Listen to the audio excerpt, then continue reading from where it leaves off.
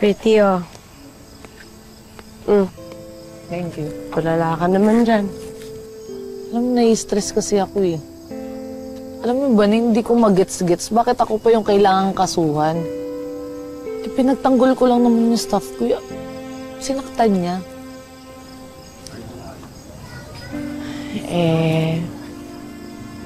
Sinubukan mo pang may pag-usap, may pag-areglo.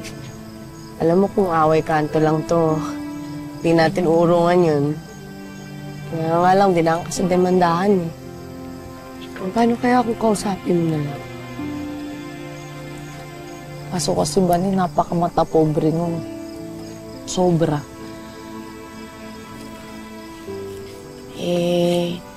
Parang wala ka rin kasi masyadong choice ngayon eh.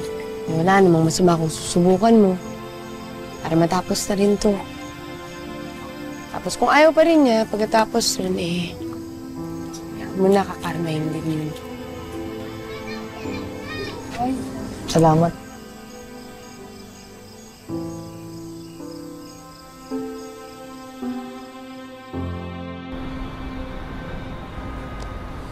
Hoy, te. Sigurado ka naman dyan sa gagawin mo.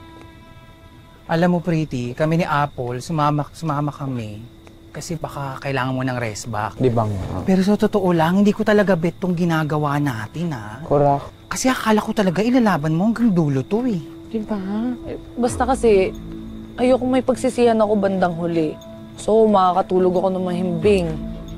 Ayoko na may kaaway. Gusto ko makausap siya. Malay mo naman, lumabot yung puso niya, mapatawad niya. Hindi naman tayo Hindi ako sure dyan.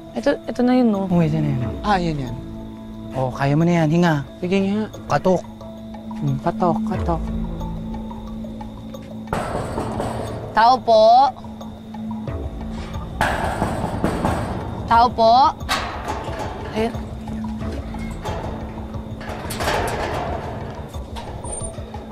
Sino? Sila? Nandiyan po ba si Miss Janine? Gusto ko lang po sana kausapin. Inday! Inday, sino yan? Gabi na. Gabi na, sino ba bisita natin, Inday? Oh, ikaw? Anong ginagawa mo dito? Ang kapal din ng mukha mo para pumunta dito?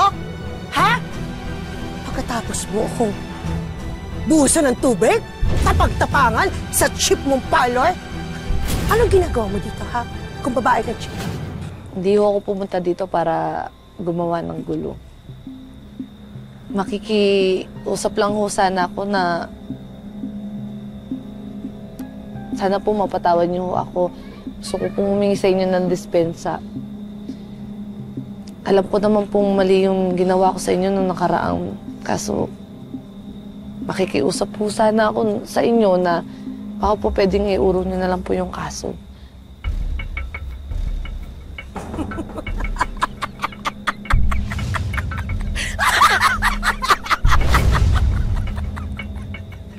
Hindi ko ine-expect na gagawin mo to.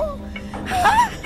Magmamakaawa ka sa akin. Samantalin dati, tapang-tapangan ka. May linya ka pang pantay-pantay lang tayo. Anong pantay-pantay? Iba mataas, iba mababa. Ha? So ngayon, alam mong mali ka. Alam mo kung saan ka lulugar. Ha? Tapos nandito ka ngayon magmamakaawa? Well,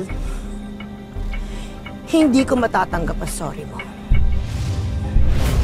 At sorry din, hindi ko iuurong ang kaso. Tuloy ang kaso laban sa'yo. Yan ang bagay sa'yo. Mga hampas lupa, mga patay gutom.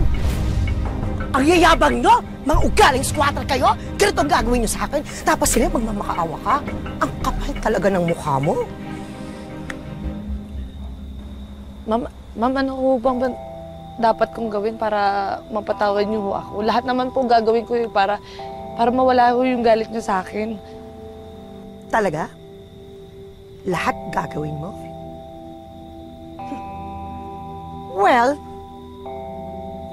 lumuhod ka at halikan mo ang paa ko. Po? Hindi mo naiintindihan? Ang sabi ko, lumuhod ka at halikan ang paa ko. Ate mo.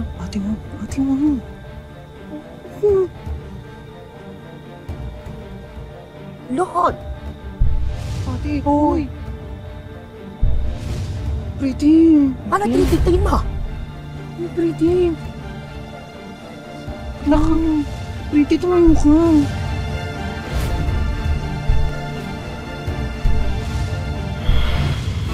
Pretty tumayo ka.